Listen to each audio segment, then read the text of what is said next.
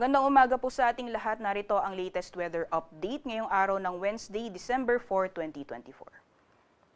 Sa kasalukuyan po ay wala tayong binabantayan na LPA o bagyo sa loob at labas ng ating Philippine Area of Responsibility.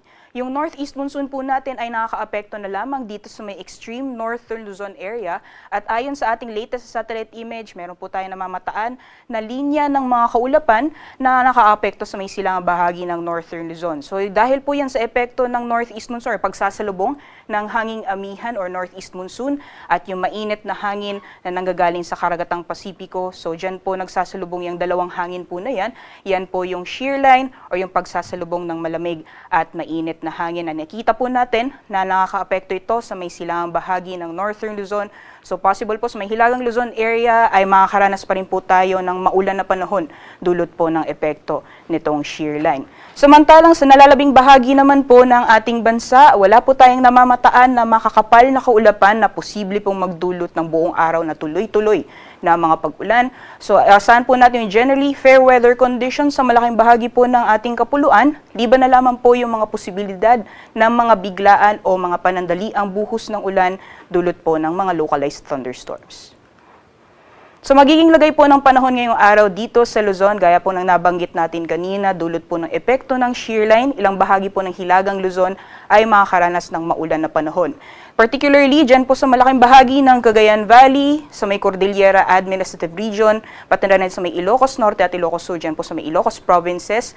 Asahan po natin yung makulimlim na panahon at may mga posibilidad pa rin na mga kalat-kalat, mga pagulan, pagkidlat at pagkulog dulot po ng epekto ng shear line.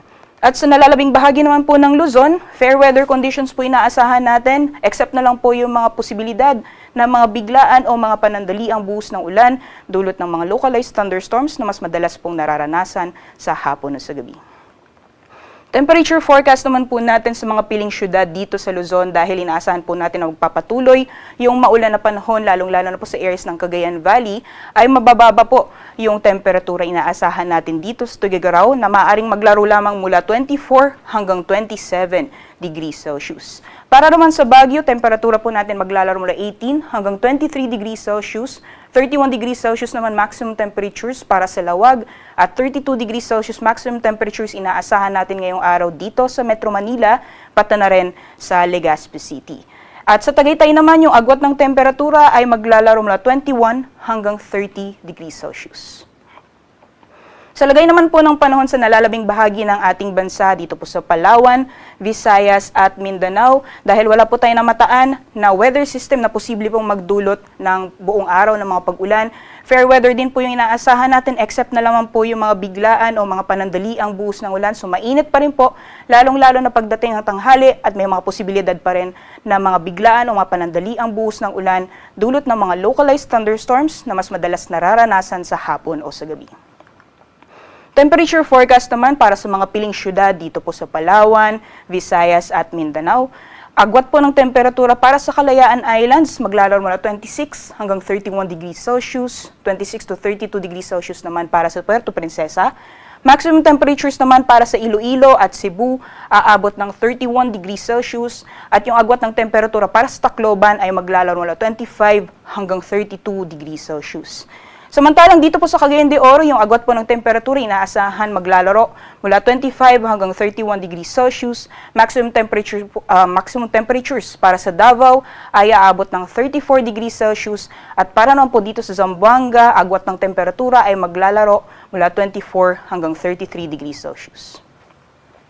Sa kasalukuyan po ay may nakataas pa rin po tayong weather advisory or babala po sa malalakas na mga pag-ulan sa susunod na 3 araw dito po sa may bahagi ng hilagang Luzon dulot po yan na epekto ng shear line. So for today po ay inaasahan pa rin po natin ang posibilidad ng heavy to intense na mga pag-ulan sa may areas po ng Cagayan, pati na rin sa Isabela. So for total rainfall po yan for the next 24 hours at moderate to heavy naman po sa Apayao at Kalinga. So yung heavy to intense po yan, maaaring umabot ng 200 millimeters yung lakas ng mga pag-ulan at sa moderate to heavy naman po maaaring umabot mula 50 to 100 millimeters. So yun ang ibig sabihin po nito ay ngayong araw magiging malakas po or possible yung malalakas na mga pag-ulan, lalong-lalo na po sa areas kung saan nakataas yung orange or yung heavy to intense mga pag-ulan at pinag-iingat po yung ating mga kabayan dahil posible yung mga pagbaha pati na rin yung pagguho ng lupa.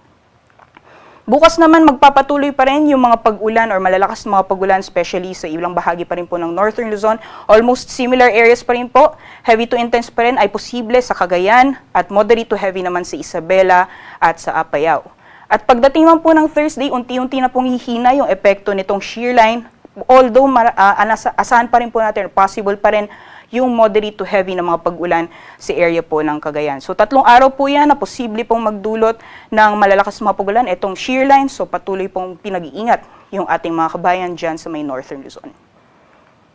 Sa kalagayan naman po ng ating karagatan, wala po tayong gale warning na nakataas sa anumang baybayin ng ating bansa, kaya malaya pong makakapalaot ang ating mga kababayan na may mga maliit na sakyang pandagat.